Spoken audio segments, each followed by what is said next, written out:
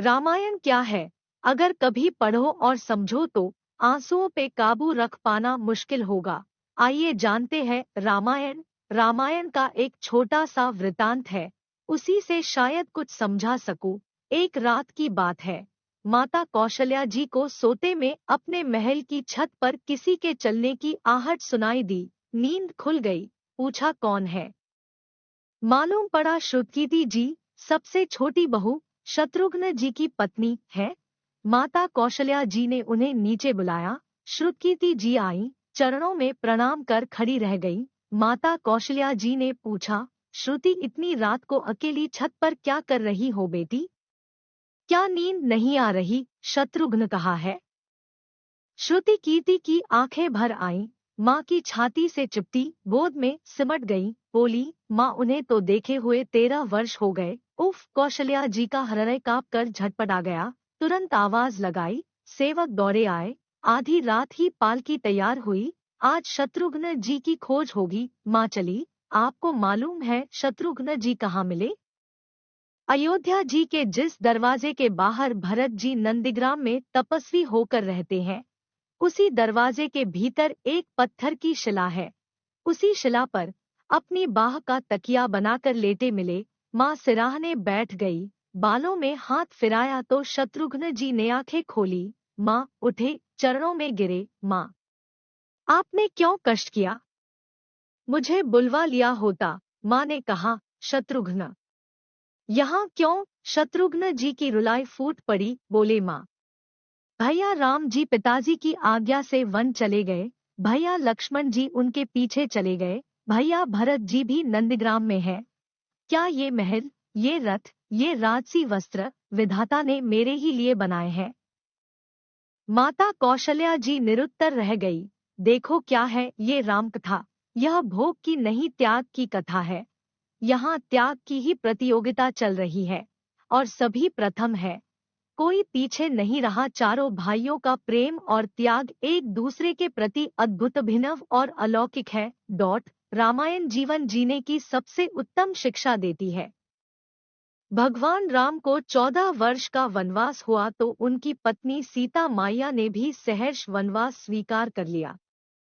बढ़ रहे थे तो सोच रहे थे कि माँ ने तो आज्ञा दे दी, परंतु उर्मिला को कैसे समझाऊंगा, क्या बोलूंगा उनसे? यही सोच विचार करके लक्ष्मण जी जैसे ही अपने कक्ष में पहुंचे तो देखा कि उर्मिला जी आरती का थाल लेके खड़ी थी और बोली, आप मेरी चिंता छोड़ प्रभु श्रीराम की सेवा में वन को जाओ। मैं आपको नहीं रोकूंगी, मेरे कारण आपकी सेवा में कोई बाधा न आए, इसलिए साथ जाने की जिद भी नहीं करूंगी। लक्ष्मण जी को कहने में संकोच हो रहा था, परंतु उनके कुछ कहने से पहले ही उर्मिला जी ने उन्हें संकोच से बाहर निकाल दिया। वास्तव में यही पत्नी का धर्म है, पति संकोच में पड़े उससे पहले ही पत्नी उसके मन की बात जानकर उसे संकोच से बाहर कर दे। लक्ष्मण जी चले गए, परंतु 14 वर्ष तक उर्मिला ने एक तपस्विनी की भांति कठोर तप किया। वन में प्रभु श्री राम माता सीता की सेवा में लक्ष्मण जी कभी सोए नहीं, परंतु उर्मिला ने भी अपने महलों के द्वार कभी बंद नहीं किए और सारी रात जाग जाग कर उस दीपक की लौ को बुझने नहीं दिया। मेघनाद से युद्ध करते हुए जब लक्ष्मण जी को शक्ति लग जाती है और हनुमान जी उनके लिए संजीवनी का पर्वत लेके लौट रहे होते हैं, तो बीच में जब हनुमान जी अयोध्या के ऊपर से गुजर रहे थे तो भरत जी उन्हें राक्षस समझकर बाण मारते हैं और हनुमान जी गिर जाते हैं। तब हनुमान जी सारा वृत्तांत सुनाते हैं कि सीता जी को रावण हर ले गया, लक्ष्मण जी युद्ध में मूर्छित हो गए हैं। यह सुनते ही कौशल्या जी कहती हैं कि राम को कहना कि लक्ष्मण के बिना अयोध्या में पैर भी मत रखना, राम वन में ही रहे। माता सुमित्रा कहती है कि राम से कहना कि कोई बात नहीं, कभी शत्रुघ्न है, मैं उसे भेज दूंगी, मेरे दोनों पुत्र राम सेवा के लिए ही तो जन्मे हैं। माताओं का प्रेम देखकर हनुमान जी की आंखों से अश्रुधारा बह रही थी, परंतु जब उन्होंने उर्मिला जी को देखा तो सोचने लगे कि यह क्यों एकदम शांत और प्रसन्न खड़ी है। क्या इन्हें अपनी पति के प्राणों की कोई चिंता नहीं? हनुमान जी पूछते हैं, देवी आपकी प्रसन्नता का कारण क्या है? आपके पति के प्राण संकट में हैं। सूर्य उदित होते ही सूर्य कुल का दीपक बुझ जाएगा।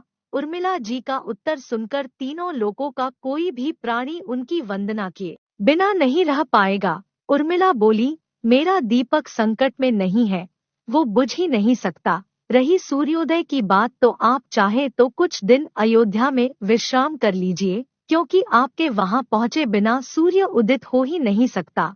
आपने कहा कि प्रभु श्रीराम मेरे पति को अपनी गोद में लेकर बैठे हैं। जो योगेश्वर प्रभु श्री राम की गोदी में लेटा हो, काल उसे छू भी नहीं सकता। यह तो वो दोनों लीला कर रहे हैं। मेरे पति जब से वन गए हैं, तब से सोए नहीं हैं। उन्होंने न सोने का प्रण लिया था, इसलिए वे थोड़ी देर विश्राम कर रहे हैं, और जब भगवान की गोद मिल गई तो थोड़ा विश्राम ज्यादा हो गया, वे उठ जाएंगे। और शक्ति मेरे पति को लगी ही नहीं, शक्ति तो प्रभु श्री राम जी को लगी है। मेरे पति की हर श्वास में राम है, हर धड़कन में राम, उनके रोम रोम में राम है, उनके खून की बूंद बूंद में राम है। और जब उनके शरीर और आत्मा में ही सिर्फ राम है, तो शक्ति राम जी को ही लगी, दर्द राम जी को ही हो रहा। इसलिए हनुमान जी आप निश्चिंत होके जाए, सूर्य उदित नहीं होगा। राम राज्य की नींव जनक जी की बेटियां ही थी, कभी सीता तो कभी उर्मिला। भगवान राम ने तो केवल राम राज्य का कलश स्थापित किया, परंतु वास्तव में राम राज्य इन सबके प्रेम, त्याग, समर्पण और बलिदान से ही आया। जिस मनुष्य में प्रेम, त्याग, समर्पण की भावना हो, उस मनुष्य में राम ही बसता है। कभी समय मिले तो अपने वेद, पुराण, गीता, रामायण को पढ़ने और समझने का प्रयास कीजिएगा। जीवन को एक अलग नजरिए से देखने और जीने का शऊर मिलेगा। लक्ष्मण सा भाई हो, कौशल्या माई हो, स्वामी तुम जैसा मेरा रघुराय हो, नगरी हो अयोध्या सी, रघुकुल सा घराना हो, चरण हो राघव के, जहाँ मेरा ठिकाना हो त्याग भरत जैसा, सीता सी नारी हो, लव कुश के जैसी संतान हमारी हो, श्रद्धा हो श्रवण जैसी, सबरी सी भक्ति हो, हनुमत के जैसी निष्ठा और शक्ति हो। ये रामायण है, पुण्य कथा श्री राम का। जय सिया राम।